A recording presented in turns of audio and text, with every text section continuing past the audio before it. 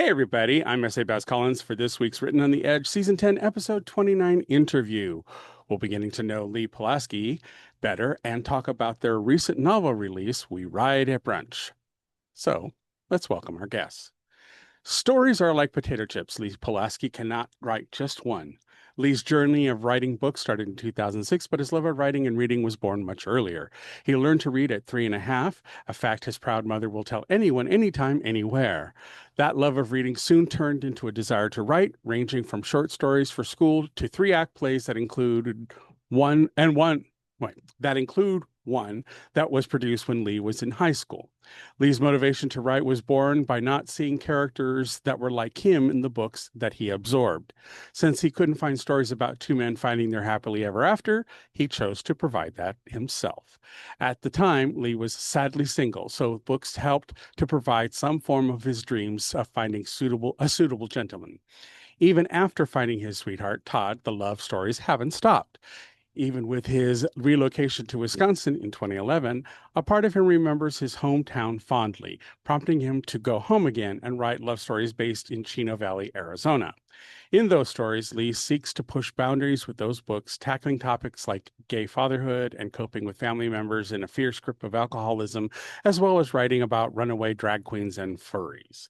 When he finds himself in a rare moment of not writing, he likes to travel around Wisconsin with Todd, checking out street art and out of the way restaurants, among other things, as well as spending some quality time with the latest litter of Australian Shepherd puppies his mother raises. Lee, welcome back to the show. Hey, I'm glad to be back. Wow, that sounded so wonderful. I wonder who wrote that. I know who wrote that. We need to get a hold of that person. Okay, so uh, because some people this might be your first exposure to them.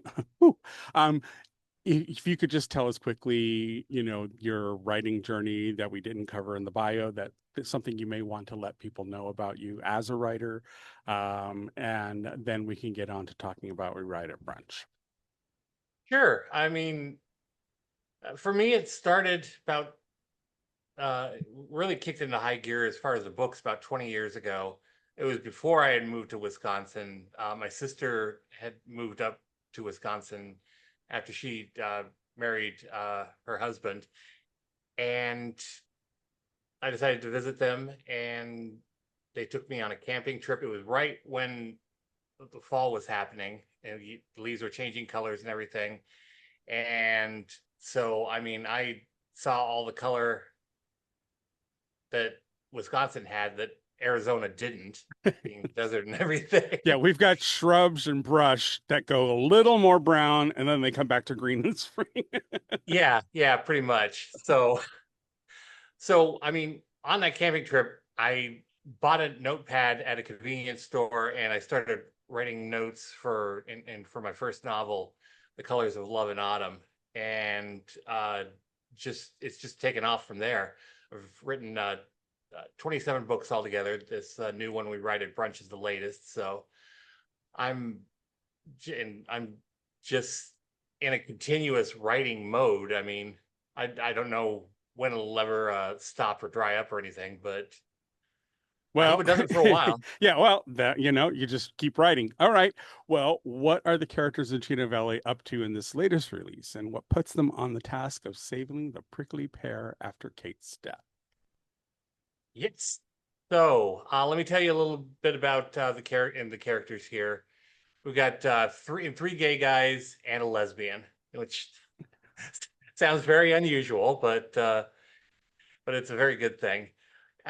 Start off. We've got Tig. He's kind of the performance artist of the group. He's a radio DJ. Was on the night shift, but recently got promoted to do the morning show. Hmm. And he's also the one who suggested, after everybody came back from college, hey, why don't we get together for brunch once a week and catch up on things. And he loves trying new dishes, keeps friends guessing. Then we've got Javi. He's the best educated out of the bunch and even has a degree to prove it. He's teaching fourth graders at the elementary school. Um, He's also the most sensitive. He wants to be the people pleaser and wants to make sure that everybody's happy, nobody's having a horrible time, that sort of thing. I mean, who wouldn't want to? Right.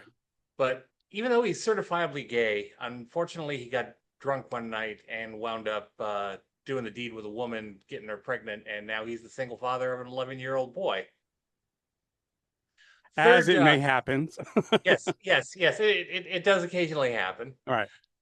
He's now we've got the third one in the group is Aaron. He's the most passionate one out of the group. He works as a barista in a coffee shop, and he's the only one in the group that didn't go off to college. He stayed in Chino Valley the whole time.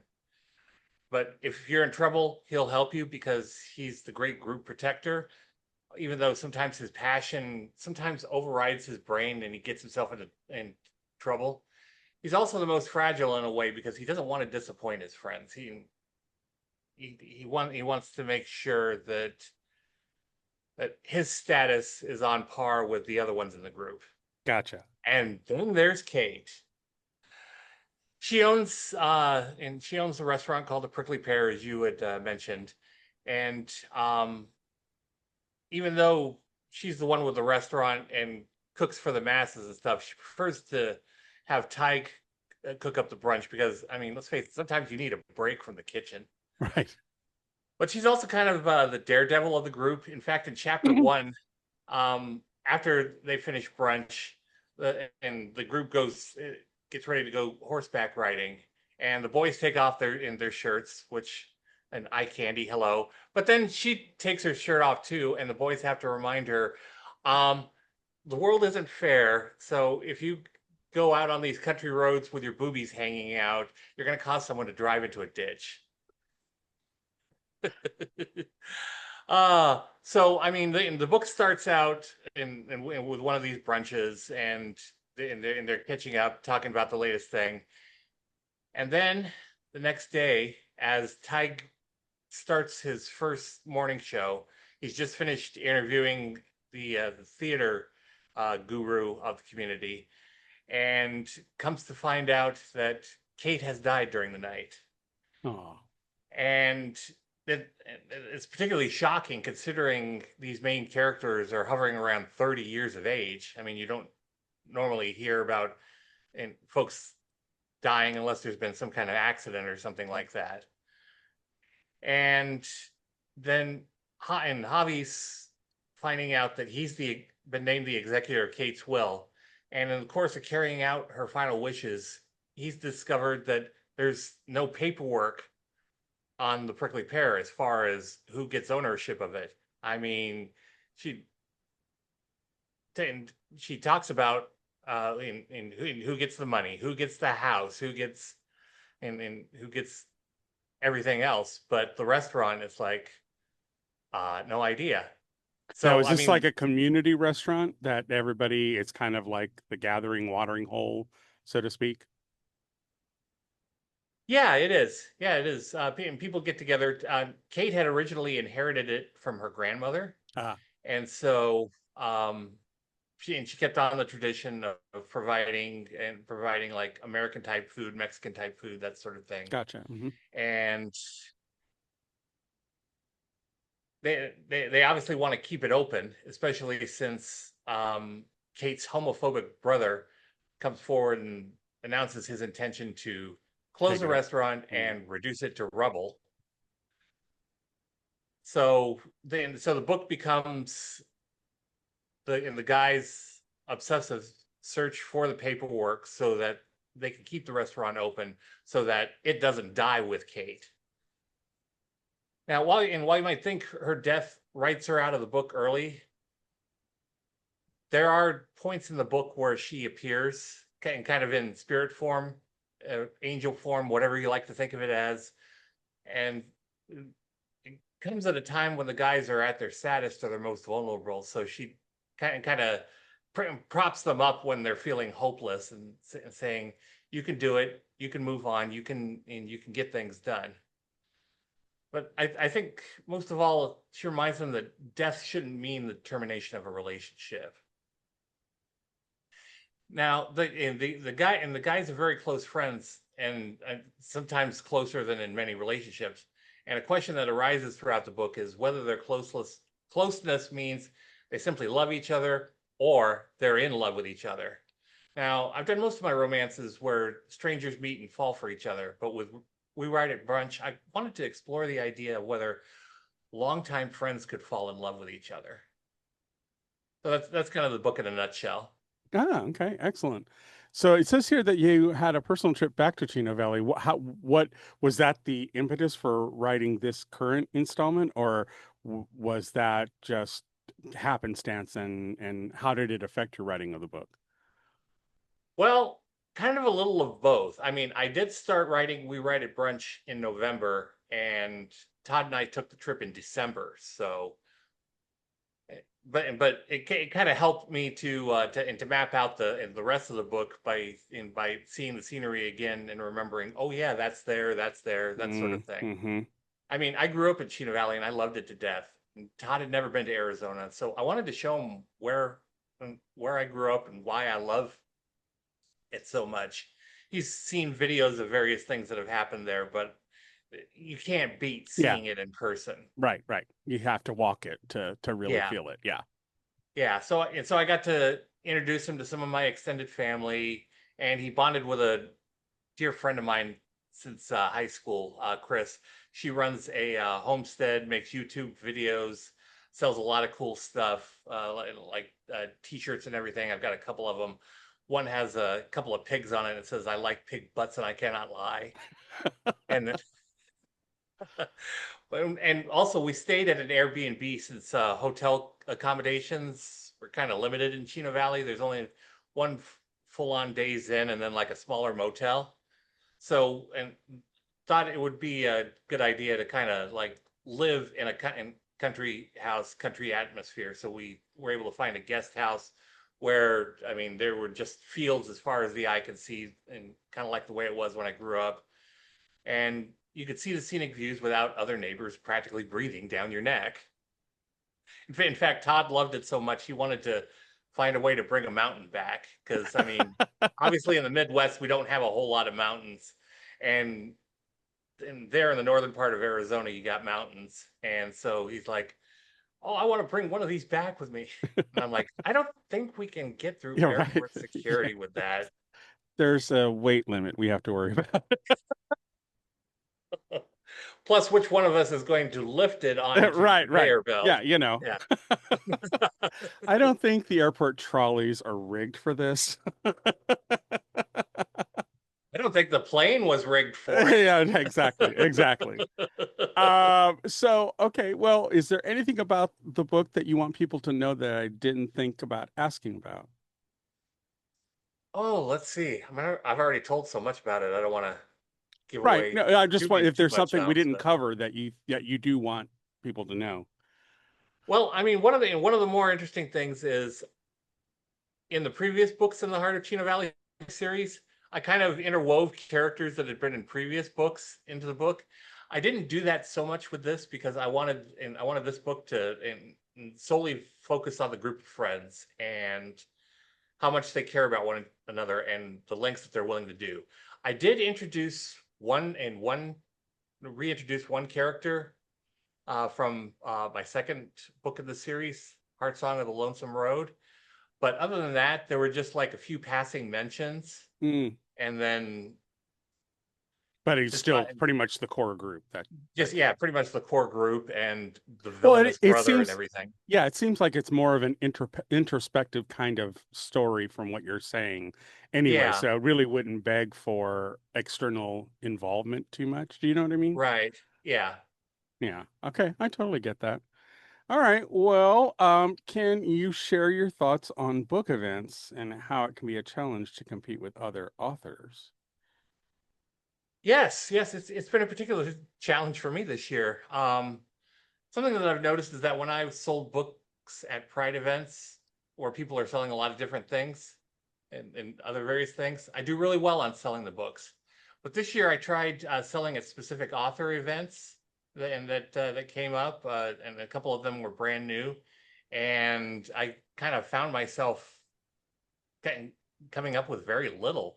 Uh, the first event I went to, there were about 15 or 20 authors and put together in this like event center, and they had a wide variety of genres and stuff. But I wound up only selling one or two books because there wasn't a whole lot of traffic. I mean, there was a decent amount, but it seemed like none of us were really making back the vendor fee. Mm, mm. Then then in June we had this big author event that was created for the very first time called Pack in the Readers, and you had over 100 authors, influencers, publishers, and other folks affiliated with the publishing industry coming together. We were told that there were going to be 500 people that were expected to attend and buy books, and we should have 5 or 10 of each in each copy of our book, which with me with 27 books would have meant renting a U-Haul. I didn't quite do that, but I did grab a couple of it and buy a couple of extra copies beforehand and get there, wind up spending the day. Todd and I were staring at the other authors pretty much. I mean, they were promising 500 people, and I think only 100 went through.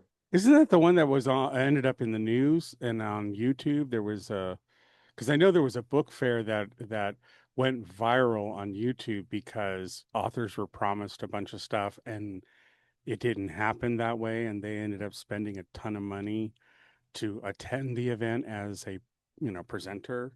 Right. Is that this one, or is this another one we don't know Not about? that I'm aware of, although I might after this look that up. But Yeah, there was an event. It was right around the same time. Might have been just a little before, maybe that's why I'm confusing it.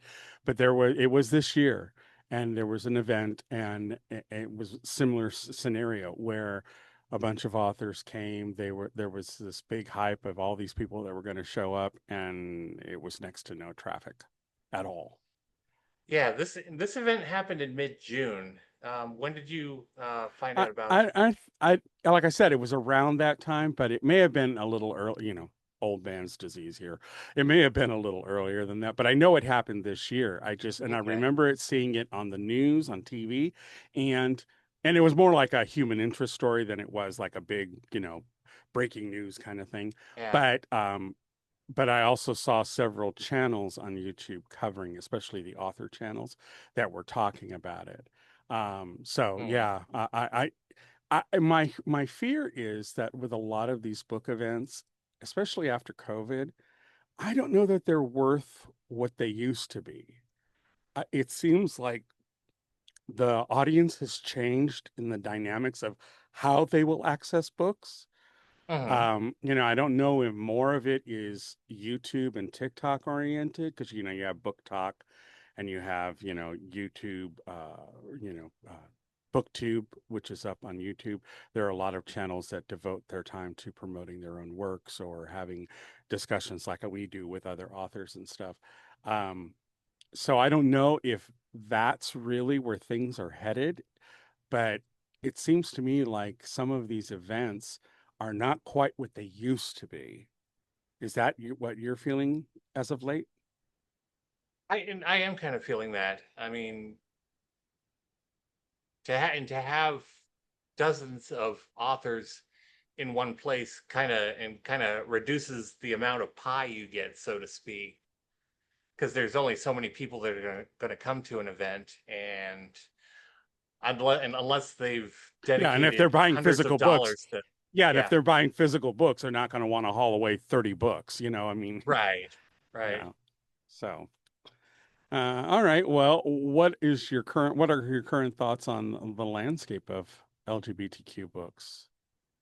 Oh, I think they're more important than ever now because we're in an atmosphere where soldiers are being discharged because they're trans, or and you've got LGBTQ books that are being lumped into the woke category, Hmm. and it's kind of clear that progress has ground to a halt in terms of making ourselves visible and equal.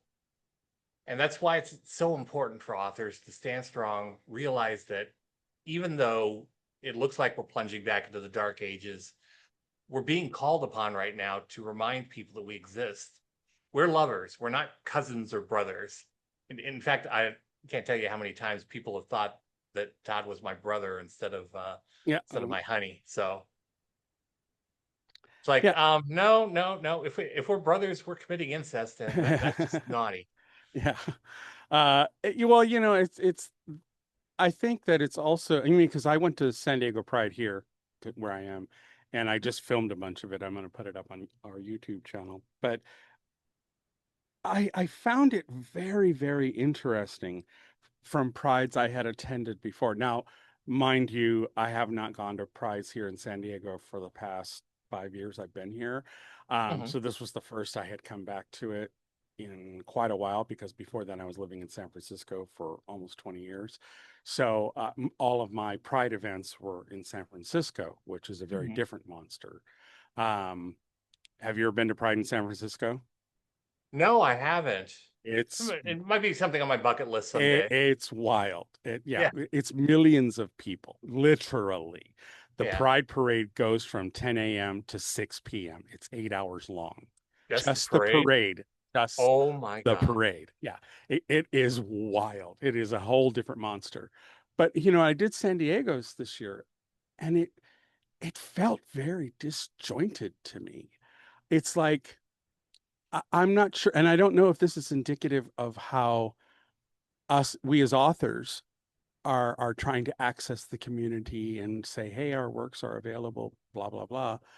Mhm. But it seemed almost clicky and insular. It was really weird. It was Ooh, a very strange. I mean, everybody got along beautifully. It wasn't like there was any animosity or any kind of shade or reading going on. There was none of right. that. So it But was more like drag queens over here, leather yeah, and daddies and over the here. older gays were middling around over here, and the kids would be in their little. In fact, I even walked up to a group that I interviewed, and I asked him, I said, "Do you guys know that this is our section of the park?" And I was trying to query them and see how much of their history they knew, and if they knew why Pride was held in this section of Balboa Park.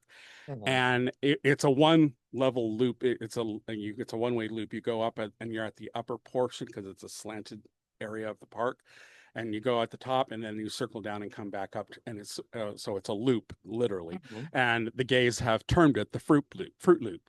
So that's, and we named it. It wasn't like it was foisted on us. No, it's we Yeah. named it.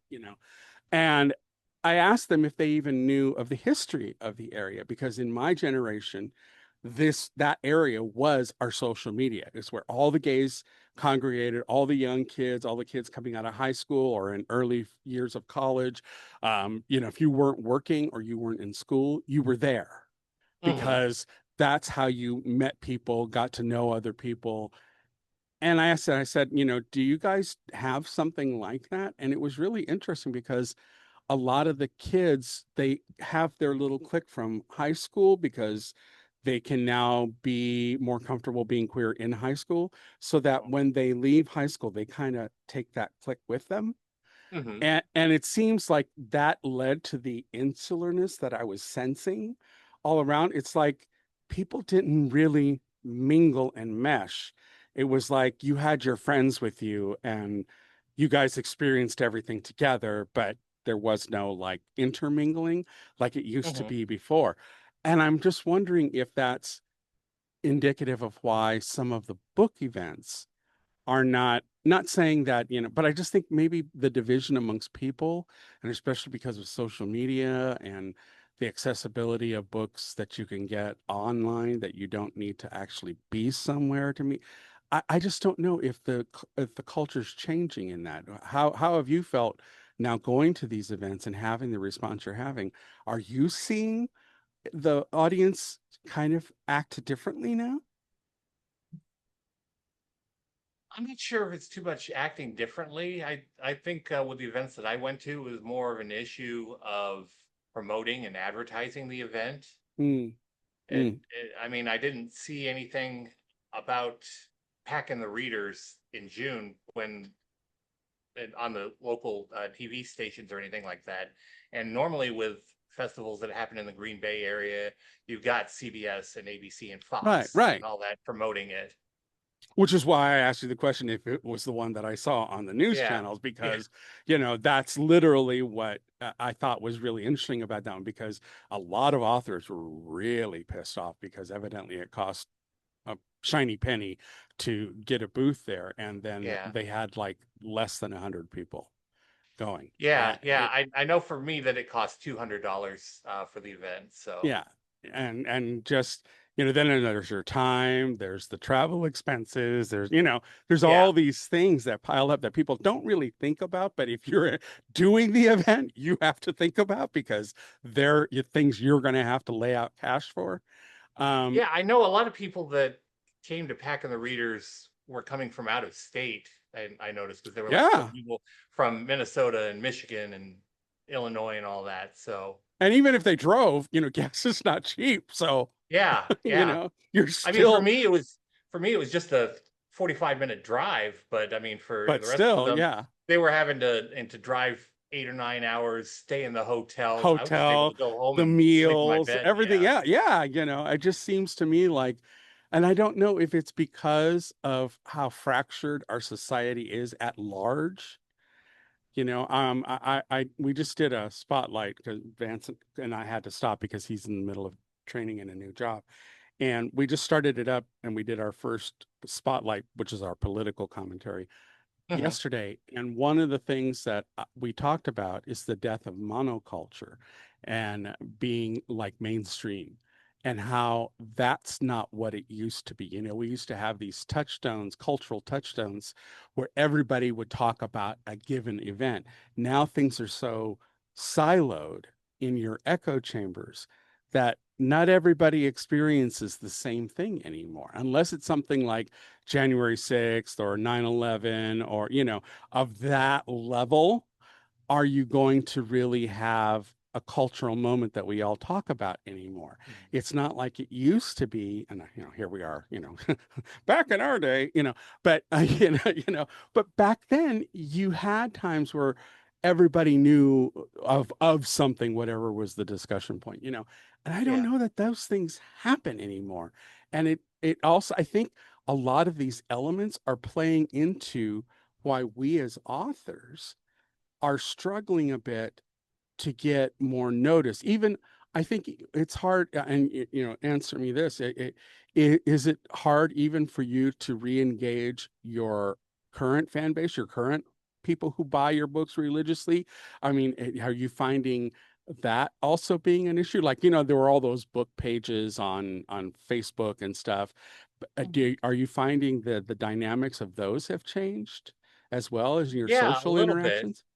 Okay, because I mean, it used to be I have about a dozen Facebook pages that I regularly post content on, and I mean, it used to be that I'd get like 3 or 4 books, and each time and advertise, hey, here's the latest book coming out. But now it seems like it's reduced to where I'm lucky if I get one, and Yeah. I'm Yeah. wondering, okay, do I need to do this more often? Do I need to dedicate more time to this?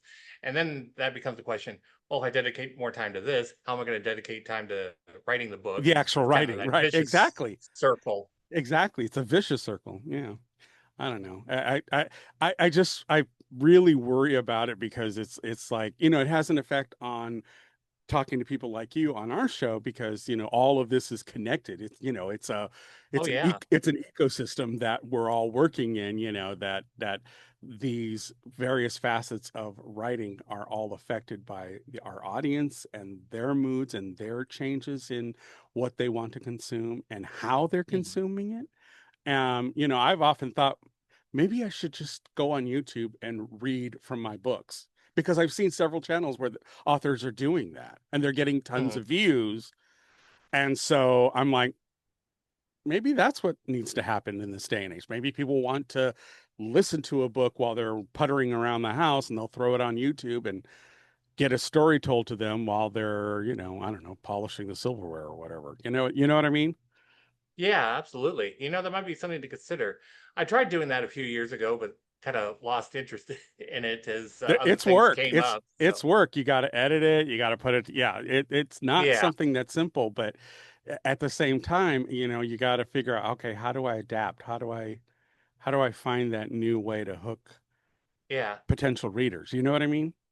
Yeah, it was kind of like when I tried doing the audiobook for White Christmas in the Desert a few years ago. And I mean, I thought, okay, I'm going to reach a new audience. I'm going to get some additional sales that I got somewhere else, and wound up only selling a few through audiobooks. So it hasn't really encouraged me to do any more like that. But maybe the idea of reading on YouTube might be something Well, to yeah, and the try. only reason I'm thinking that is because and obviously, and you're self-published, right? It's Yeah, so you have full control over what you're doing. I think if you're an author who's with a publisher, you also have to find out whether or not the rights they have on your by optioning your novel, if whether or not doing something on YouTube is also under your control, or is it something they yeah. govern whether you do it or not?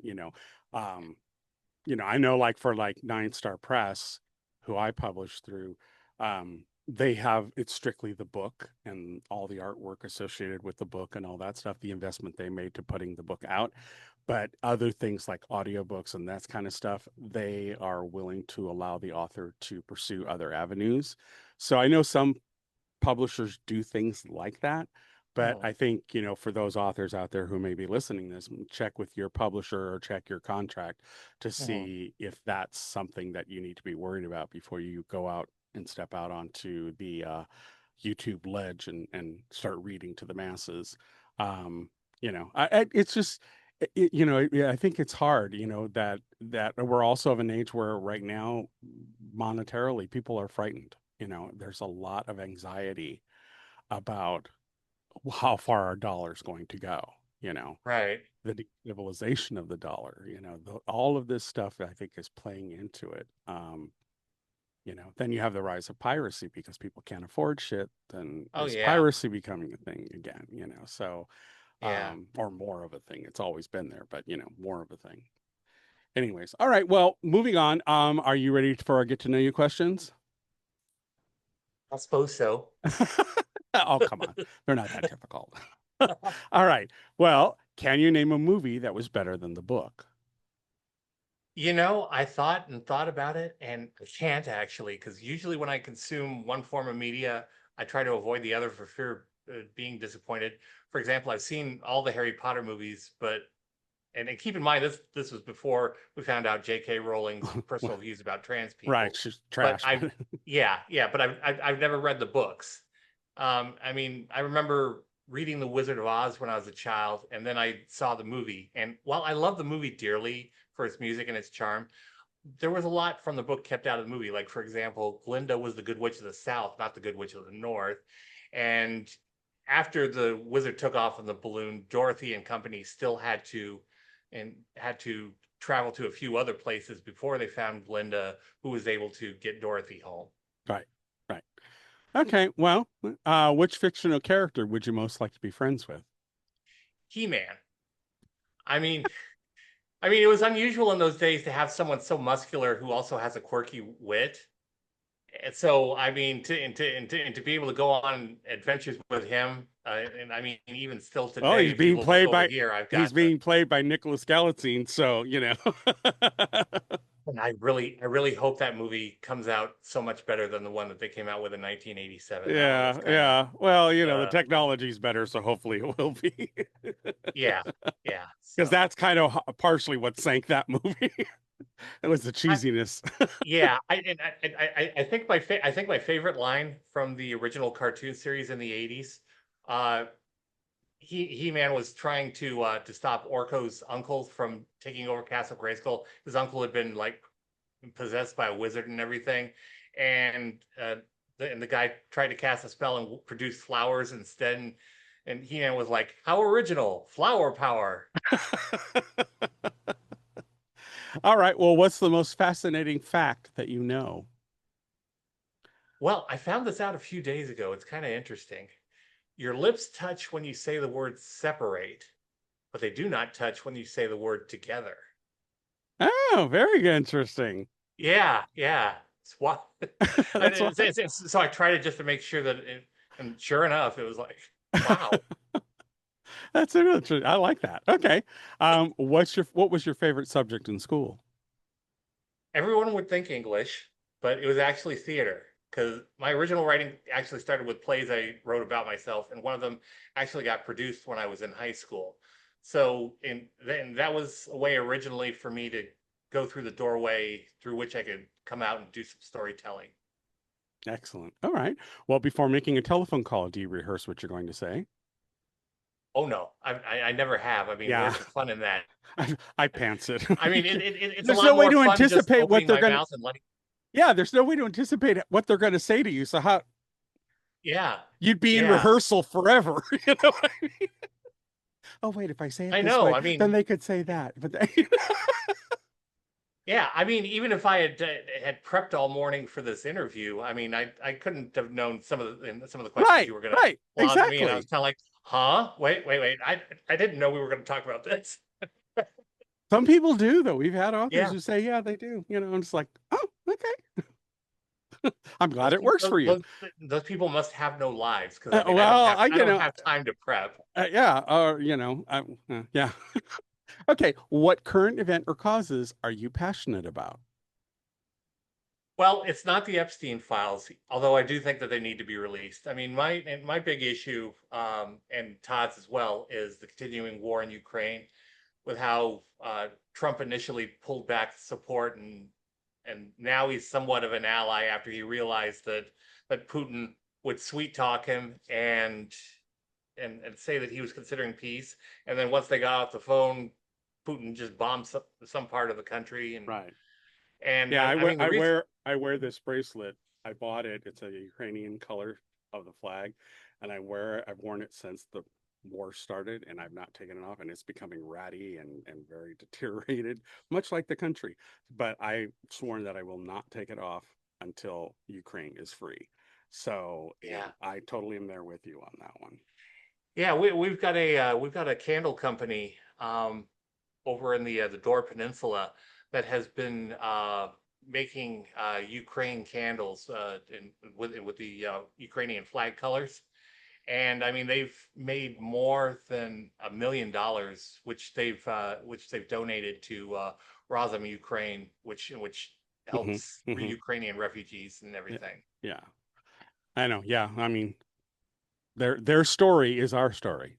They Yes, are a burgeoning nation fighting against an imperialist power, and that's exactly our story. That's how we started. So Ukraine's story absolutely. is our story.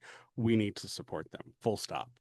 Yeah, anyone who's oppressed, minimized, erased. I mean, that's why it's so important for all of us to band together. Yeah, It doesn't mean that we have to be totally us versus them, but we need to realize that it's not just in our little corner of the galaxy where things are going to crap.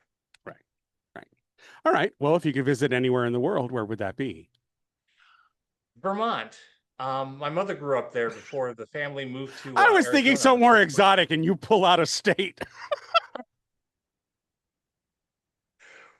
Well, what's the point of going with the rest of the lemmings? I thought come Oh, up with something okay, original. okay. I mean, going to a tropical island, all the gays are going to be there. So Right. me, I just kind of prefer being alone as opposed to being in a crowd of people. But anyway, I love the old photos of the colored bridges, and I've often wondered what their falls are like compared with here in Wisconsin. And also, I'd love to see the Vermont teddy bear factory up close. A few Mm. years ago, I bought several teddy bears as presents for Todd and for my mother, including a $600 angel bear, which was like a limited edition thing that had actual things and a robe with brocade on the sleeves and Oh. all over. And, I just love to check all that out and not only find out a little bit about my mother's heritage, but also and to kind of check out the see what the fun stuff is there. There you go. There you go. All right. Well, who, if anyone, was your first celebrity crush? Probably dating myself, but I'd have to say Justin Timberlake. I mean, sure, Lance Bass turned out to be the gay one in NSYNC, but Justin was just so adorable with his dyed blonde hair at the time, Yeah, yeah. and but of course in the years and since I came to terms with my sexuality, I'm more particular. I mean, sure, this person is cute, but is he actually gay? Because otherwise, what's the point of having the Right, crush? right, right. Yeah.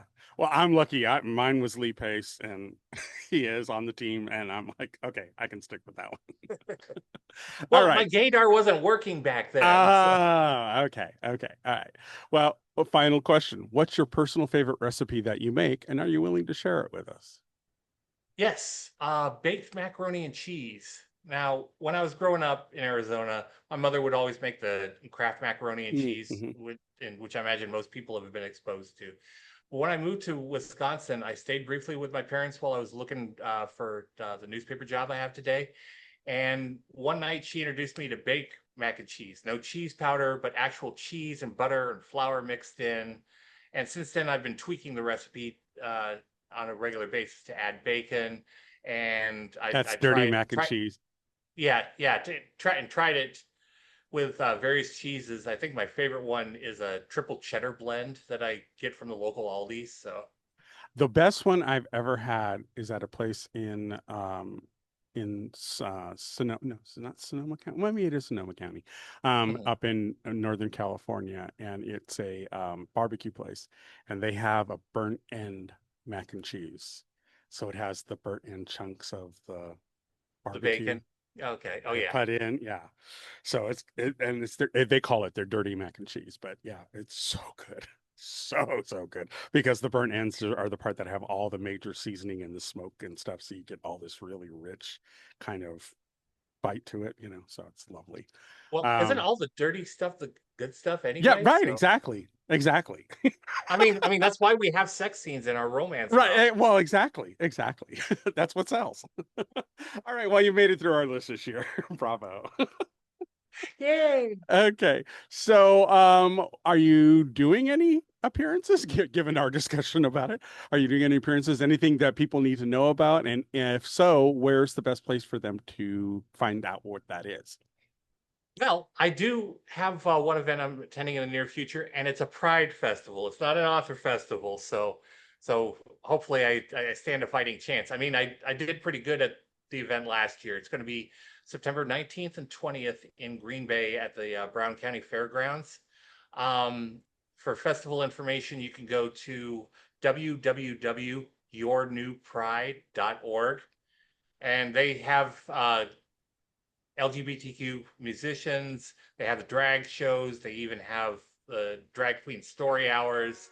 And I slipped out to see the one that they did last year, and it was cool to actually see it in person. I mean, it's one thing to hear about it, but to actually witness it and realize that it's not indoctrinating our children. Funny thing Yeah, that yeah. The Friday part of the festival is just for ages 21 and up, but Saturday you can bring the whole family, and I mean it's a good time. Todd and I had a lot of fun last year. okay, excellent. And where's the best place for people to find out what you're doing? Let's see. Best place would be my website, Okay, www.leepulaski.com, all one and word. yep, and you spell the last name Pulaski. So sometimes people have a hard time spelling those Polish names properly. So, All right, well, we'll definitely have that link provided on our site as well. All right, any final words of wisdom? uh, You're all, wait, I got to be smart too. We just did all this. you stop all my smartness. Now you want me to give more? Suddenly you must become a sage. It's like, give me more. Give me more. Right. Please, sir, I'd like some more. Well, I mean, my best advice, well, just a repeat of what I said earlier. I mean, we've got to keep on fighting the good fight. I mean, Yes. we can't back down. I mean, we've made so much progress in the last 50, 60 years, and we can't let that just go to the point where we're hiding out in back alleys and that sort of thing. We need to constantly remind people that we're here, queer, used to it, sort of thing. I mean, we have a lot more allies than we've had before, but it still The feels work like is, we're yeah, the work is still not over. and I mean, I highly doubt it'll ever be over, but it's better to be motivated when you're actually moving forward as opposed to when you seem to be stepping backwards. Yeah, exactly. All right. Well, we'd like to extend a huge thank you to Lee Pulaski for visiting us again this time. Lee, thank you so much. And we at Written on the Edge are proud to introduce you to new media by queer content creators. If you enjoy learning about new artists or hearing our thoughts on entertainment media, please like and subscribe so you get the alerts for all our new episodes. This show is produced by Rogue Ravens Media. For disclaimers, links to social media, our listen stations, or to sign up as a guest, visit www.ropepodcast.com. Tune in next week for your queer media fix. Bye. Bye.